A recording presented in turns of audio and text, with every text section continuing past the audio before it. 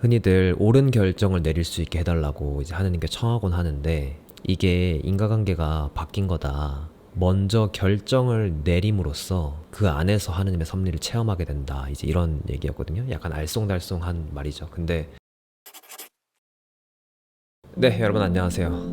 그런 적 있지 않으세요? 뭔가 되게 중요한 일이어가지고 결정을 해야 되는데 그 결정의 결과가 두려워가지고 혹은 불안해서 그 결정을 내리기를 미루고 시간을 이렇게 계속 끌게 되는 경우, 지금 제가 그런 일을 겪고 있거든요. 뭐에 대해서 그런 일을 겪고 있냐면, 저는 요즘 제 채널명을 바꾸고 약간 이 컨셉과 방향을 명확하게 해서 좀 이 뭔가 올리는 컨텐츠의 이 폭을 좀 좁히고 뭔가 좀 더 이렇게 구체화해보고 싶은 마음을 많이 가지고 있어요. 근데 이렇게 하기가 선뜻 좀 쉽지 않은 게, 여러 이제 불안과 걱정이 들기 때문인데, 그게 뭐냐면 뭐 예를 들어서 이런 거죠. 하나는 이렇게 확 좁혔다가 나중에 내가 다른 거 하고 싶어지면 어떡하나, 다른 하나는 이렇게 좁혔다가 사람들이 관심 없어 하면 어떡하나, 이런 이제 걱정. 근데 뭐 이거 저는 다 나름 타당한 걱정이라고 생각은 하는데, 근데 이게 얼마나 타당한지랑은 상관없이 바꿀지 안 바꿀지 결정을 안 내린 채로 계속 고민만 하는 건 되게 안 좋은 일 같아요. 왜 이렇게 생각을 하게 됐냐면, 제가 최근에 읽은 되게 인상 깊었던 책 중에 결정이 두려운 나에게 라는 책인데, 안젤름 그린 신부님이 쓰신 책이에요.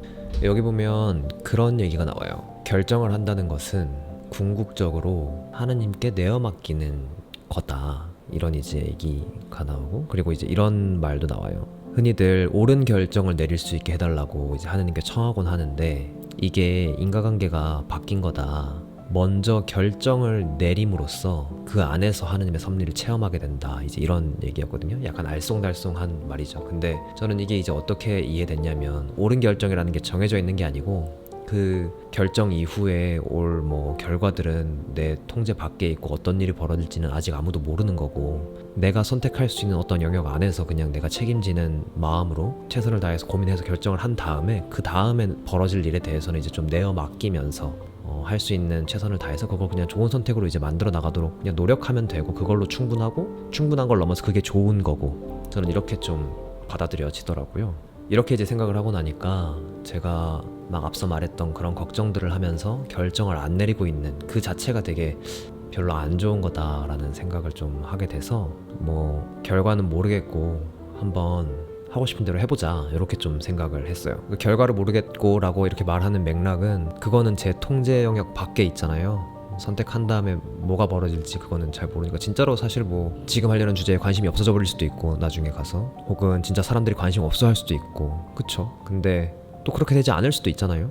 제가 해나가려는 그 방향을 지금 정해서 그걸 얼마든 좋은 선택으로 이렇게 바꿔나갈 수도 또 있으니까 그걸 이제 해보려고 하는데, 그래서 그러면 이제 바꾸려고 하는 그 채널명과 방향이 뭐냐 하면, 채널명은 피터의 순례길이라는 채널명이고요. 방향은 이제 그런 걸 해보고 싶어요. 저는 지금 저의 이제 최대 관심사는 어떻게 하면 성인이 될 수 있을까 하는 얘기고, 조금 더 구체적으로는 그래서 지금 나는 뭘 어떻게 하고 살아야 될까 이거든요. 근데 저는 이게 어떻게 보면 순례길, 순례 여정인 거 아닌가 싶은 생각이 들어요. 그게 꼭 몸이 여기저기를 막 성지 순례를 다니고 이래야만 순례길이 아니라, 뭔가 진리라는 게 있다고 했을 때 그거를 찾아 나가는 과정이 순례길인 거니까, 이 길을 계속해서 진솔하게 걸어 나가면, 그리고 그 길을 걸어 나가면서 알게 되는 것들 혹은 모르겠는 것들, 이런 것들을 기록하고 나누고 하면, 그게 이제 저한테 되게 의미 있는 과정일 것 같고 재밌을 것 같고, 또 요즘 계속 하는 게 그런 컨텐츠들을 보는 거예요. 뭐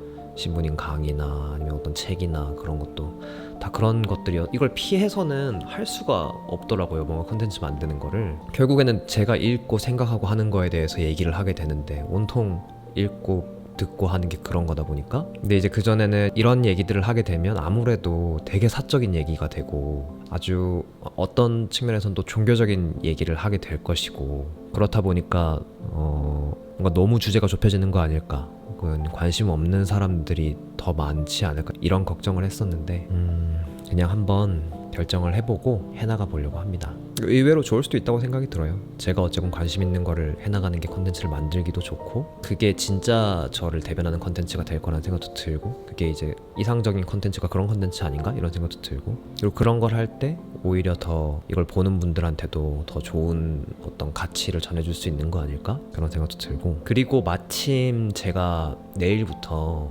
물리적으로도 순례길을 떠나기는 해요. 그 지난 영상에서도 말씀드렸었지만 WID라는 그 가톨릭 행사에, 세계 청년 대회라는 행사에 이제 참여하러 포르투갈로 출국을 하거든요. 이 과정도 저는 잘 한번 담아보고 싶고, 그래서 여러모로 지금 타이밍에 이 채널 이름을 바꾸는 게 좋겠다는 생각이 듭니다. 어렵게 내린 결정인데 한번 이 결정이 좋은 결정이 될 수 있도록 저 나름대로는 또 한번 최선을 다해보려고 하고, 그 영역 밖에 있는 건 한번 좀 내어 맡기는 마음으로 해나가 보려고 합니다. 그러면 그걸 말씀을 안 드렸네요. 왜 피터의 순례길에서 그 피터는 왜인지를 말씀을 안 드렸네요. 제 그 가톨릭에서의 세례명이 피터예요. 그래서입니다.